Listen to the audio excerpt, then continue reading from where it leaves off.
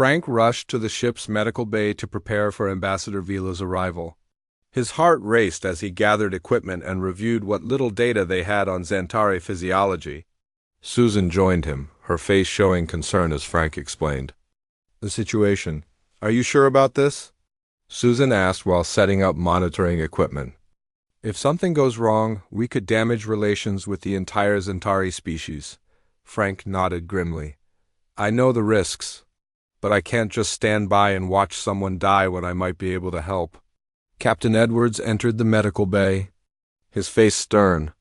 "Dr. Miller, I understand you've invited a Xantari aboard without going through proper diplomatic channels." "Yes, sir," Frank admitted. "Ambassador Vila is seriously ill. Her mate approached me privately for help." The captain frowned. "This could cause an interspecies incident. Or it could save a life," Frank countered. "Sir, with respect, this is exactly why we're out here, to help each other." After a moment of consideration, Edwards nodded. "Very well. But if this goes south, it's on your head, Doctor."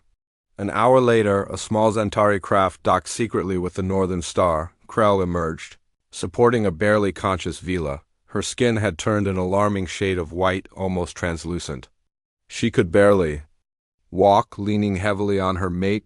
Frank and Susan guided them to the medical bay.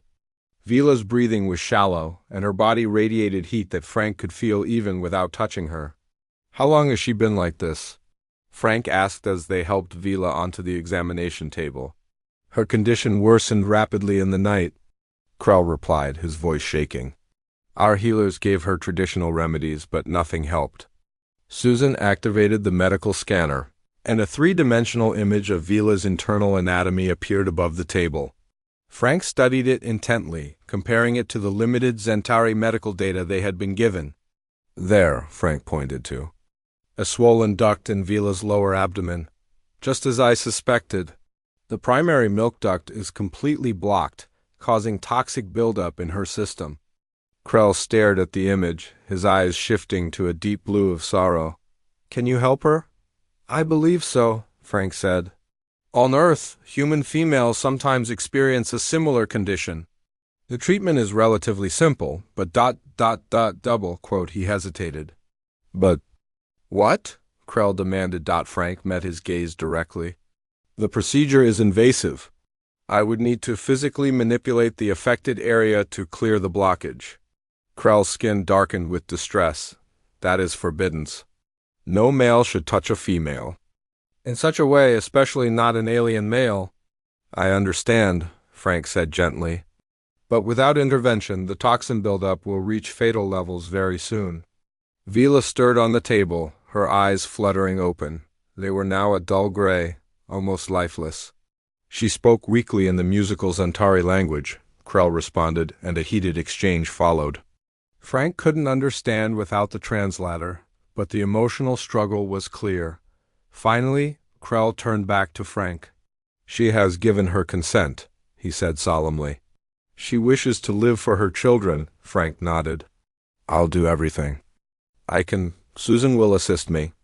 As they prepared for the procedure, an urgent communication came through from the bridge. "Dr. Miller," Captain Edwards' voice was tense. "We have a problem. A Xantari official vessel is demanding to dock. They say they know Ambassador Vila is aboard." Frank and Susan exchanged alarmed glances. "How much time do we have?" Frank asked. "Minutes at most," the captain replied. "They're threatening diplomatic consequences if we refuse." Frank looked at Vila, whose condition was deteriorating rapidly.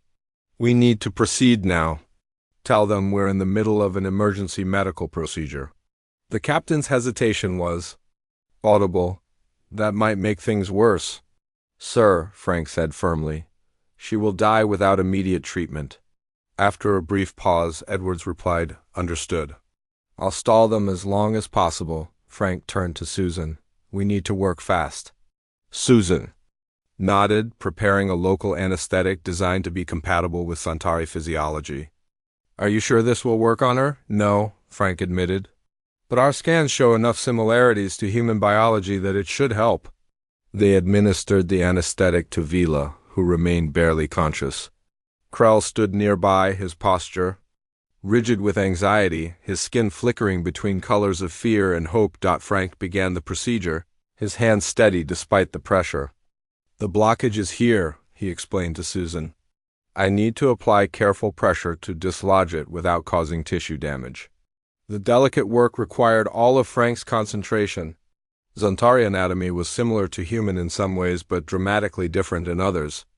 One wrong move could rupture a vital organ or blood vessel. Through the ship's communication system, they could hear raised voices as Captain Edwards tried to reason with the Zantari officials. Time was running out. "Almost there," Frank murmured. His forehead beaded with sweat. He could feel the blockage beginning to shift under his careful manipulation. Suddenly, the medical bay doors slid open. Chief Medical Officer Drex entered, flanked by 2 Zantari guards. Their skin was dark purple with rage. "Stop this immediately," Drex demanded. "You violate our most sacred customs." Captain Edwards appeared behind them. "I couldn't hold them off any longer," he said apologetically. Frank didn't look up from his work. "I'm almost finished. Please, just give me one more minute." Drex moved forward aggressively. "Step away from the ambassador." Krell placed himself between Frank and the other Zantari. "Let him finish," he pleaded. "Vila is dying. This is blasphemy," Drex hissed. "No male should—" His words were cut short by a sudden gasp from Vila. Frank had finally managed to clear the blockage. A rush of blue-green fluid drained from the duct, collected carefully by Susan in a sterile container. "The blockage is clear," Frank announced, stepping back. "The toxic buildup should begin to dissipate now." Everyone watched in tense silence as the medical scanner showed Vila's vital signs. For a terrifying moment, nothing changed. Then, gradually, her readings began to stabilize. Her skin slowly shifted from white back toward a pale blue. Drex stared in disbelief. The other Zantari guards looked equally shocked. "Impossible," Drex whispered. Vila's eyes opened, now a brighter silver than before. She spoke weakly in her language. Krell rushed to her side, taking her hand. Tears streamed down his face, an apparently universal expression of emotion. Frank stepped back, giving them space. He turned to Drex. "The procedure is complete. Ambassador Vila should recover fully with rest." Drex seemed at a loss for words. He looked from Vila to Frank and back again. Susan checked the ambassador's vital signs again. "She's stabilizing. The toxin levels in her bloodstream are already decreasing." Krell looked up at Frank, his eyes now a bright gold color that Frank had never seen before. "You have saved her life," he said simply. "How can we repay such a debt?" Before Frank could answer, Drex stepped forward. His posture had changed, less aggressive now but still cautious. "The High Council must be informed of this development." "Of course," Frank agreed. "But perhaps Ambassador Vila should rest." "Before being moved?" Drex hesitated, then nodded reluctantly. "She may remain here until she is stronger. I will stay as witness." As the tension in the room slowly dissipated, Frank realized he was exhausted. The emergency procedure had drained him completely. But seeing Vila's color returning, hearing her voice growing stronger as she spoke with Krell, made it all worthwhile. Captain Edwards approached Frank quietly. "Well done, Doctor," he said.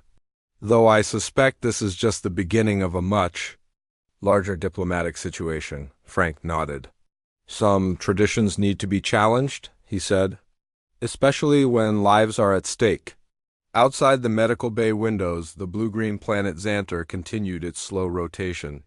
Something had changed. Today, not just for Ambassador Vila, but perhaps for the relationship between two species from different worlds. 3 days passed since Frank had performed the emergency procedure on Ambassador Vila. She remained in the medical bay of the Northern Star, recovering steadily under the watchful eyes of both human and Zantari medical staff. The news of what had happened spread quickly throughout both communities. Frank found himself the subject of intense curiosity and scrutiny from the Zantari. On the morning of the 4th day, Frank entered the medical bay for his regular check on Vila. Her color had returned to a healthy blue, and she sat up in bed, much stronger than before. Krell was by her side as always, along with Dr. Drex, who had remained aboard the human ship to monitor the situation. "Good morning, Ambassador," Frank greeted her. "How are you feeling today?" Vila's eyes shimmered silver with health. "Much better, Dr. Miller. The pain is gone completely." Frank checked her vital signs on the monitor. "Your toxin levels are almost back to normal. I believe you could return home today if you wish." Drex stepped forward, his demeanor much changed from the angry official who had burst into the medical bay days earlier. "The High Council has requested your presence, Dr. Miller. They wish to discuss what has happened." Frank felt a flutter of anxiety. "Am I in trouble for violating your customs?" Drex's skin shifted to a thoughtful blue-green. "That remains to be determined. This situation is unprecedented." Krell spoke up, his voice firm. "They cannot punish the one who saved Vila's life. I will not allow it." "The decision is not yours to make," Drex reminded him, "but I have informed the Council of the full circumstances." Captain Edwards had entered behind Frank. "When is this meeting to take place?" he asked. "Tomorrow," Drex replied. "A formal transport will come for Dr. Miller." After Drex left, the captain pulled Frank aside. "I don't like this." "Maybe you shouldn't go." Frank shook his head. "I have to go, sir. We can't damage relations with the Zantari. Besides, I did interfere with their cultural practices." "You saved a life," Edwards countered. "Yes," Frank agreed. "But we have to respect that their ways are different from ours. I knew the risks when I performed the procedure." That evening, Frank sat in his quarters, reviewing more information about Zantari culture. There was a knock at his door. He opened it to find Krell standing there. "May I enter?" the Zantari asked. Frank stepped aside. "Of course." Krell seemed nervous, his skin shifting color slightly. "I wanted to speak with you privately before your meeting with the High Council." Frank gestured for him to sit. "What's on your mind?" "You should know that opinions are divided among my people," Krell explained.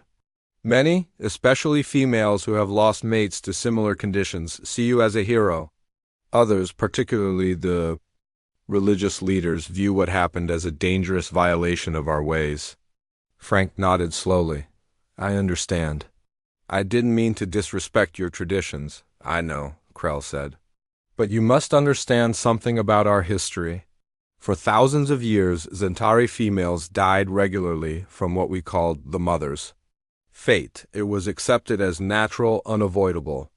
Reproductive health was considered a mystery beyond understanding, shrouded in spiritual significance." "That sounds familiar," Frank said. "Human history had similar periods," Krell continued. "What you have done threatens a deeply held belief system.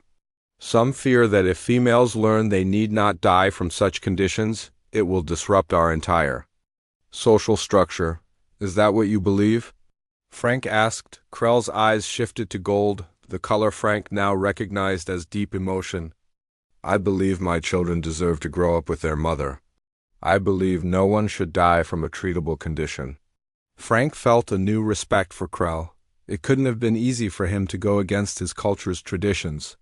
"There is something else you should know," Krell added. "Vila is not just any ambassador. She is the daughter of the High Council leader." Her voice carries great weight. This was news to Frank. "She never mentioned that." "She would not," Krell said.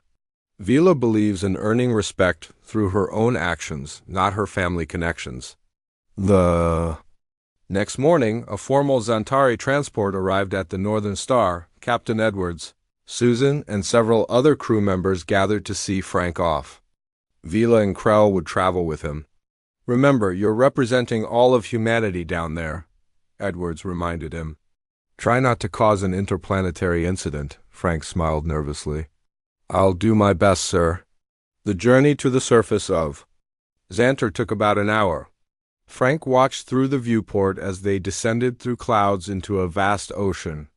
The Zantari capital city rose from the water on massive stilts, its buildings gleaming with a pearl-like quality in the alien sunlight. The transport docked at a grand structure in the center of the city.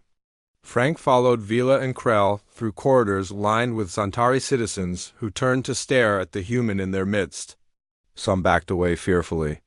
Others reached out as if wanting to touch him but not quite daring. They entered a large, circular chamber. 9 elderly Zentari sat in a semicircle on raised seats. Their skin was deeply textured with age, showing patterns Frank hadn't seen on younger Zentari. In the center seat sat a female whose features resembled Vila's. This must be her mother. The High Council leader. Frank stood in the center of the room, feeling very small and very alien.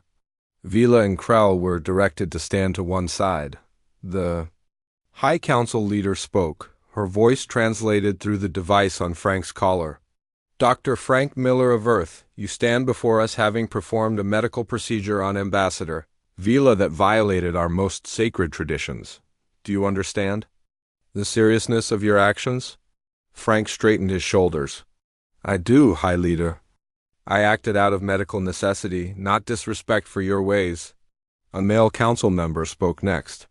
You claim medical necessity, yet our own healers found no solution? How do you, an alien, presume to know better than those who have studied Zantari? Bodies for generations? I made no such presumption, Frank replied carefully. But sometimes a fresh perspective can reveal things that tradition might obscure. The condition Ambassador Vila suffered from is well documented in human females. I recognized the similarities. And you felt entitled to intervene? Another council member asked accusingly. Before Frank could answer, Vila stepped forward. Honored. Council, I requested his help. I was dying. 3 of my friends have died from the same condition in recent years. Should I have accepted death when a solution was available? The chamber filled with murmurs. The High Leader raised her hand for silence. My daughter speaks truth, she said. Yet truth does not always align with tradition. Frank realized this was as much a trial of Vila as it was of him. She had challenged their ways by accepting his help. Krell moved to stand beside his mate. Honorable Council, I too bear responsibility. I brought Vila to the human ship against our customs. If there is blame to assign, let it fall on me. The High Leader studied them both, then turned her gaze to Frank. Human Doctor, your actions have created great disruption among our people, yet you have also saved the life of my daughter. The council is divided on how to proceed. Frank took a deep breath. May I speak freely? The High Leader nodded. Where I come from, we have a saying, traditions should serve life, not death. Throughout human history, we've had to reconsider practices that once seemed essential, but were actually harmful. It was never easy, but it was necessary for us to grow as a species. The chamber fell silent as his words were translated. Frank waited, his heart pounding, wondering if he had said too much. The silence in the council chamber stretched uncomfortably after Frank finished speaking. He stood alone in the center, waiting for judgment. The 9 council members conferred among themselves in low tones, their skin colors shifting in what Frank now recognized as emotional responses. Some showed the purple of anger, others the thoughtful blue-green of consideration. Finally, the High Leader raised her hand for attention. The council will recess to deliberate on this matter. Dr. Miller will remain in the guest quarters until we reach our decision. Frank was escorted to a beautiful room with windows overlooking the ocean. The walls were made of a pearlescent material that seemed to glow softly from within. Despite the room's beauty, Frank felt like a prisoner. He paced nervously, wondering what would happen next. Hours passed. As the alien sun began to set, casting orange light across the water, Frank heard a soft knock at his door. He opened it to find a young Zantari female standing there, holding a small bundle in her arms. I apologize for disturbing you, she said softly through her translator. My name is Myra. I am a friend of Ambassador Vila. Frank stepped back. Please come in, Myra entered cautiously. Her skin was a lighter blue than most Zantari Frank had seen, almost turquoise. She adjusted the bundle in her arms, and Frank realized it was a baby Zantari, tiny and delicate with translucent skin. This is my daughter, Lyra, Myra said. She is 20 days old. Frank smiled. She's beautiful. Myra's eyes turned a deep gold color. She is alive because of what you did for Ambassador Vila. Frank looked confused. I don't understand. I didn't treat your daughter No, Myra agreed. But after learning how you saved Vila, I recognized the same symptoms in myself. A painful swelling here. She gestured to her lower abdomen. I was afraid, but Vila told me what to do. How to clear the blockage myself. Frank was stunned. You performed the procedure on yourself? Myra nodded. It was frightening, but less frightening than leaving my daughter motherless. The pain is gone now, the swelling too. That was very brave, Frank said. I am not the only one, Myra continued. Word has spread quickly among new mothers. Many have found relief using the technique Vila described. Frank sat down heavily. He hadn't considered how quickly information would spread or how desperate mothers would be to try the treatment. The traditional healers are angry, Myra said. They say we disrespect our ancestors by using alien medicine. But how can saving lives be wrong? Before Frank could answer, another knock came at the door. This time it was a Zentari guard. The council is ready to see you again, the guard announced. Frank thanked Myra for visiting and followed the guard back to the council chamber. The room was now filled with many more Zentari than before. Frank recognized some from the Northern Star, including Dr. Drex, but most were strangers. The High Leader called for silence. Dr. Frank Miller, the council has deliberated on your case. Before we announce our decision, others wish to speak. To Frank's surprise, Dr. Drex stepped forward. Honored Council, as Chief Medical Officer, I initially condemned the humans' actions as a violation of our ways. However, I have since examined Ambassador Vila thoroughly. There's no denying that she would have died without Dr. Miller's intervention. As a healer, I am sworn to preserve life. I find myself unable to condemn an act that saved a life, even if it broke with tradition. Murmurs rippled through the crowd. Another Zentari stepped forward, an elderly male with deeply patterned skin. I am Zenter, head of the traditional healers guild, he announced. For generations, we have guided our people in matters of health according to the ancient ways. What this alien has done threatens everything we stand for. Already, females are attempting dangerous self-treatments based on his foreign methods. This disruption cannot be allowed to continue. Frank noticed a group of female Zentari gathered. At one side of the chamber, many held infants in their arms. One of them stepped forward nervously. I am Lena, she said, her voice trembling slightly. I lost my first mate 3 cycles ago to the mother's fate, as it was called. She died in pain, leaving me to raise our child alone. Had we known then what we know now, she might still be alive? How many mothers must die before we accept that some traditions need to change? The chamber erupted in voices, some angry, some supportive. The High Leader called repeatedly for order. Finally, silence returned. We have heard enough, she declared. The council has reached its decision. Frank held his breath. He knew that more than his own fate hung in the balance. This moment could shape relations between humans and Zentari for generations to come. The High Leader's voice was solemn. Dr. Frank Miller, you acted against our traditions, but you did so to save a life. A life precious not only to her family, but to our entire people. Ambassador Vila's work has been vital to establishing peaceful relations between our worlds. For this reason, we cannot condemn your actions entirely. Frank felt a small measure of relief, but the High Leader had not finished. However, we cannot fully condone them either. To do so would undermine the very fabric of our society. Therefore, our judgment is this: you will not be punished for what has already occurred. But henceforth, no human may perform medical procedures on any Zentari without explicit approval from this council. It was a compromise, Frank realized. Not ideal, but not the worst outcome either, he bowed respectfully. I understand and accept your judgment, the High Leader continued. There is one more matter to address. It has become clear that our own medical knowledge regarding female reproductive health is insufficient. This cannot continue. She turned to Zenter, the traditional healer. Your guild will work with Ambassador Vila to establish a new healing center dedicated to female health. Both traditional methods and new approaches will be studied there. Zenter looked unhappy but bowed in acceptance, as the council wishes. Additionally, the High Leader said, We invite Dr. Susan Ward of the human vessel Northern Star to share human medical knowledge with our healers. Under controlled circumstances, Frank was surprised but pleased. Susan was far more qualified than he was in reproductive health. She would be the perfect liaison. I believe she would be honored, Frank replied. I will convey your invitation.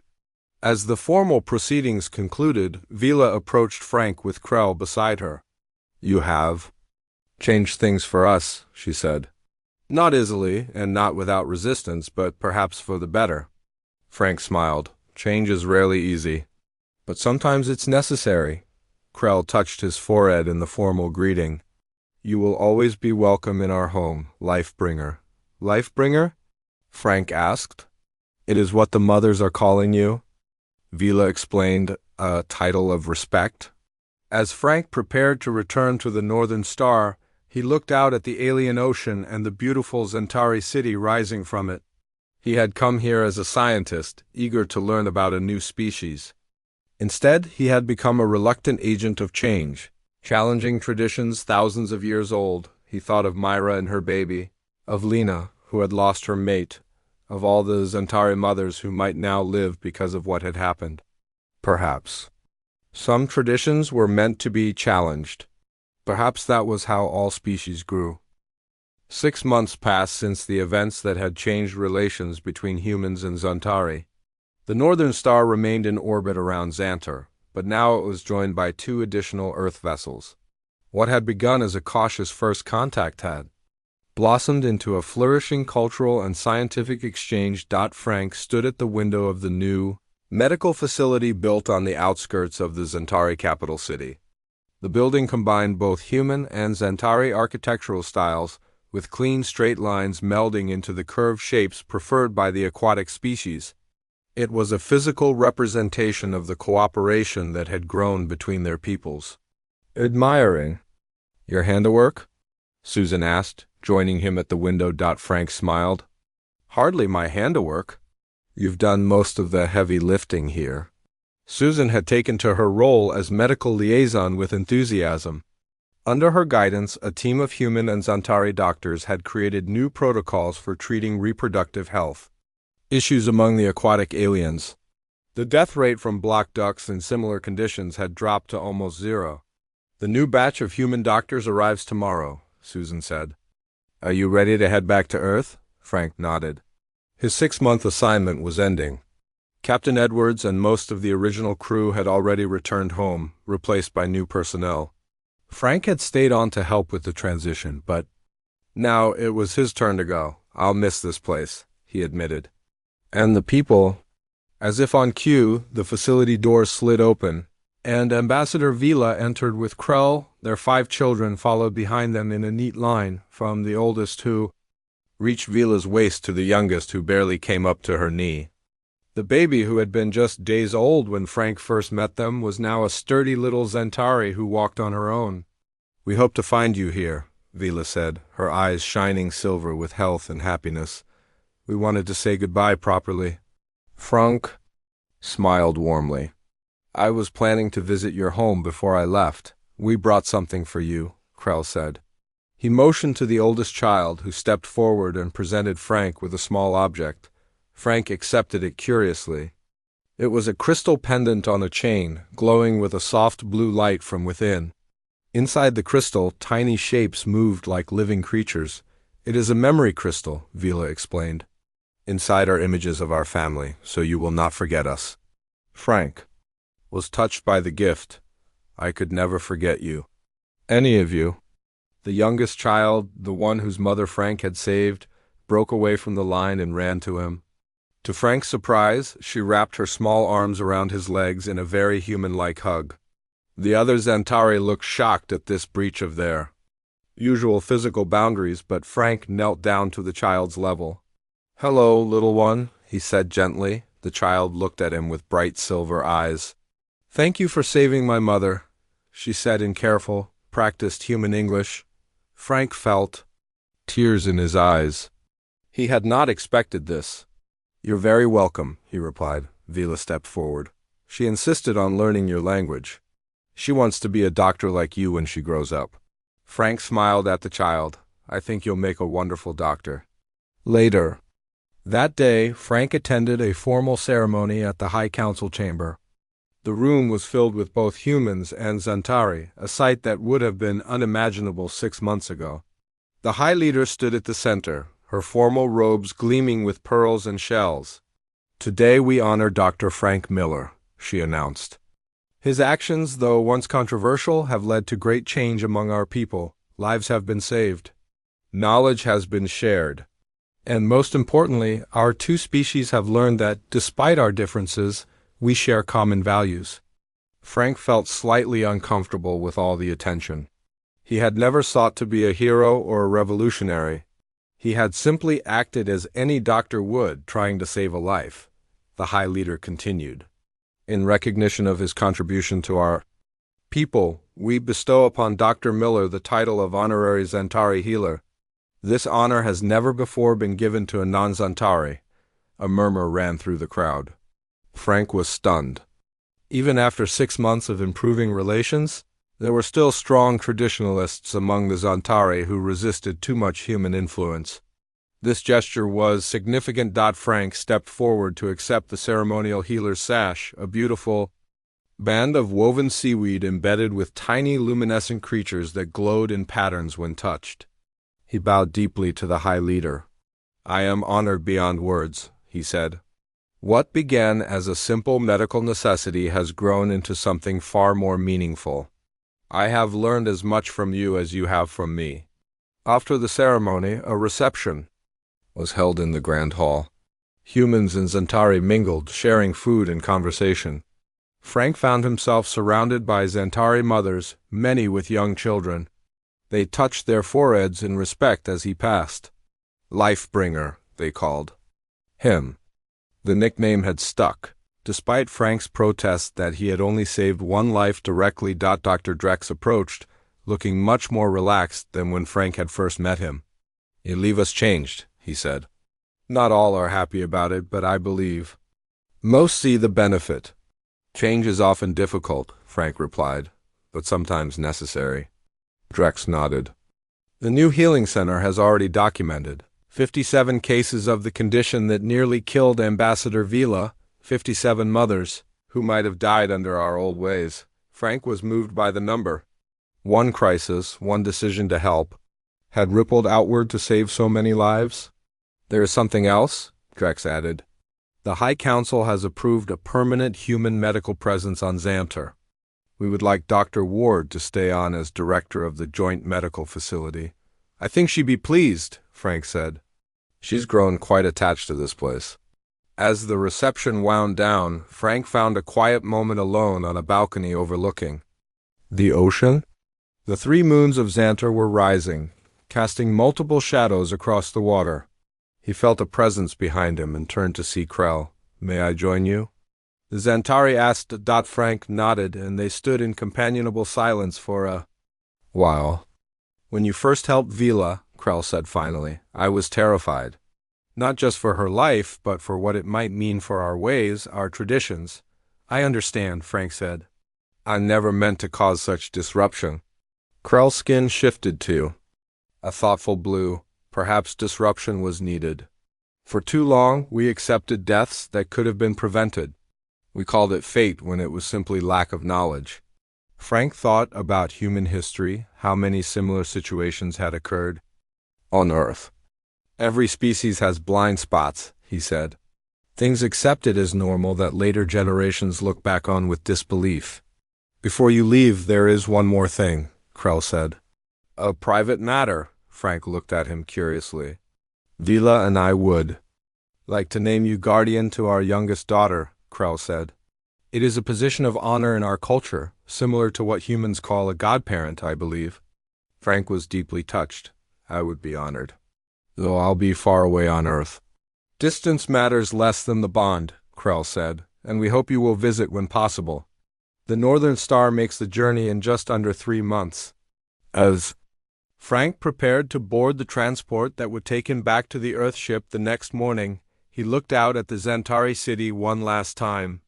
When he had arrived, he had been a stranger in an alien world. Now, in some small way, he was part of it. Susan stood beside him. Ready to go home? Frank nodded, feeling the weight of the memory crystal around his neck. Ready, but I'll be back. As the transport lifted off, Frank saw a group of Zentari gathered to see him off.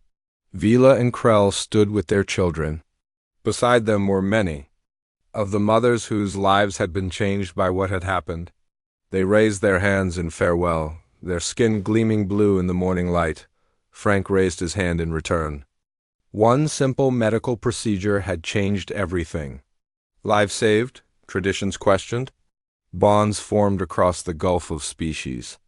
It was, he thought, why he had become a doctor in the first place. To help others wherever they might be found, even across the stars. The day humanity joined the stars started like any other for Jack Morgan. He adjusted his tie, checked his reflection in the mirror, and reviewed his notes one final time. As Earth's senior diplomat, he had negotiated peace treaties and trade agreements for 20 years, but nothing had prepared him for this moment. Today he would meet aliens not as fiction but as reality. The message had arrived 6 months ago, when a strange object entered Earth's orbit. Scientists determined it was artificial and of non-human origin. The object broadcast a simple greeting in mathematical sequences, followed by coordinates for a meeting point near Jupiter. Earth sent its response, and now the day had come. Jack boarded the shuttle with his team of 12 specialists. Dr. Lisa Hayes sat beside him, her eyes bright with excitement. As the mission's xenobiologist, she had spent years theorizing about alien life. Now she would see it firsthand. Nervous? Jack asked. Lisa nodded. More excited than scared. We're making history today. The journey to the rendezvous point took 3 days. When they arrived, they found a vessel waiting for them. It was sleek and silver, roughly the size of a cruise ship, with no visible engines or windows. It dwarfed their shuttle. Earth diplomatic mission requesting permission to dock, Jack said into the communications system. A voice responded in perfect English. Permission granted, Earth vessel. Welcome to the Galactic Coalition. The shuttle docked with a gentle bump. Jack led his team through the airlock into a large chamber with white walls and soft lighting. The air smelled clean, with a hint of something like cinnamon. They were not alone. 5 beings stood waiting. They were roughly humanoid, but clearly not human. Their bodies were thin and tall, with skin in shades of blue and purple. Their eyes were large, their fingers long and delicate. They appeared fragile, like sculptures made of glass. One stepped forward. Ambassador Morgan, I am Veeler, representative of the Galactic Coalition. We welcome humanity to the greater community of spacefaring species. Jack bowed slightly. On behalf of Earth and all humans, we are honored to meet you. The aliens led them to a conference room where representatives from 16 other species waited. Each looked remarkably different from the others. Some had multiple limbs, others had skin that changed colors as they spoke. Some floated rather than walked. All watched the humans with obvious curiosity. Lisa whispered to Jack, "Notice how they all move. Carefully, deliberately. Like they're afraid of breaking something." Jack had noticed. Compared to the aliens, the humans seemed almost clumsy in their movements. When he accidentally bumped a table, the aliens flinched collectively. Veeler began the formal introductions. The Coalition includes 17 spacefaring civilizations from across this sector of the galaxy. We have observed Earth for some time, waiting until you developed reliable interstellar communication capabilities before making contact. The meeting lasted hours. The aliens asked questions about Earth, human biology, and society. Lisa answered many technical questions, demonstrating her knowledge while gathering information about the alien species in return. During a break, Lisa pulled Jack aside. These species all evolved on what they call garden worlds, planets with stable environments, minimal predators, and gentle conditions. They find Earth fascinating because it's what they classify as a death world. A death world? Jack asked. Planet that actively tries to kill its inhabitants. High gravity, extreme temperature variations, dangerous wildlife, natural disasters, disease organisms. They're amazed we survived, let alone develop spacefaring technology. Jack considered this information as the meeting resumed. Wheeler presented the Coalition's offer. Humanity could join as a junior member, with access to trade, cultural exchange, and knowledge sharing. However, humans would be restricted from military service or security positions within Coalition operations. May I ask why? Jack inquired politely. Wheeler's skin paled slightly. Compatibility concerns. Your species has different physical capabilities and environmental tolerances. It would complicate joint operations. Later, during another break, Lisa showed Jack data she had collected. Look at these physiological comparisons. Humans have denser muscle tissue, thicker bones, and greater endurance than any Coalition species. Our atmospheric pressure is higher than any of their homeworlds. We can survive radiation levels that would kill most of them. They're not keeping us out of security roles because we're incompatible. They're keeping us out because we're stronger than they are. Jack considered this revelation carefully.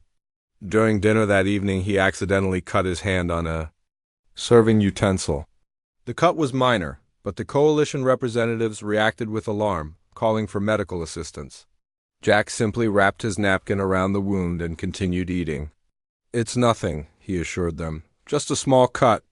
The aliens exchanged glances. One whispered something to another. Their reaction seemed excessive to Jack, but Lisa understood.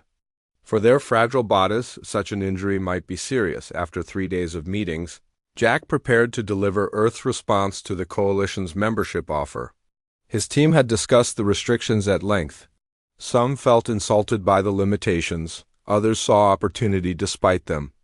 We accept your invitation to join the Galactic Coalition, Jack announced to the assembled representatives. We understand there will be an adjustment period as we learn to work together. We look forward to sharing knowledge and culture with our new galactic neighbors. The aliens seemed relieved. Celebrations followed, with exchanges of gifts and ceremonial signatures on the membership agreement. As they prepared to return to Earth, Wheeler approached Jack privately. Ambassador, your species is quite remarkable. I must confess, many in the Coalition find humans somewhat intimidating. Intimidating? Jack smiled. We're just people trying to make our way in the universe like everyone else. Wheeler's expression became serious. You come from a world that should have killed you before you ever evolved intelligence. Instead, it made you strong in ways we can barely comprehend. We call them death worlds for a reason, Ambassador. Nothing survives on such planets without becoming dangerous itself. Jack thought about Earth, its hurricanes and earthquakes, its predators and diseases, its wars and conflicts. Perhaps Wheeler had a point. Humans had survived it all and reached the stars anyway. We're not dangerous to friends, Jack said finally. Let us hope we remain friends then, Wheeler replied. The galaxy is vast and not all species are as peaceful as those in the Coalition. As Jack boarded the shuttle for the return journey, Lisa joined him at the viewport. Together they watched the Coalition ship grow smaller as they pulled away. They underestimate us, Lisa said quietly. Jack nodded. Perhaps that's for the best, for now. We have much to learn from them, and they from us, Lisa added. Especially if that galaxy out there isn't as friendly as they think. The shuttle turned toward Earth, carrying news that would forever change humanity's place in the universe. Behind them, the Coalition representatives discussed in hushed tones the curious species from the Death World and what their arrival might mean for the future of galactic peace.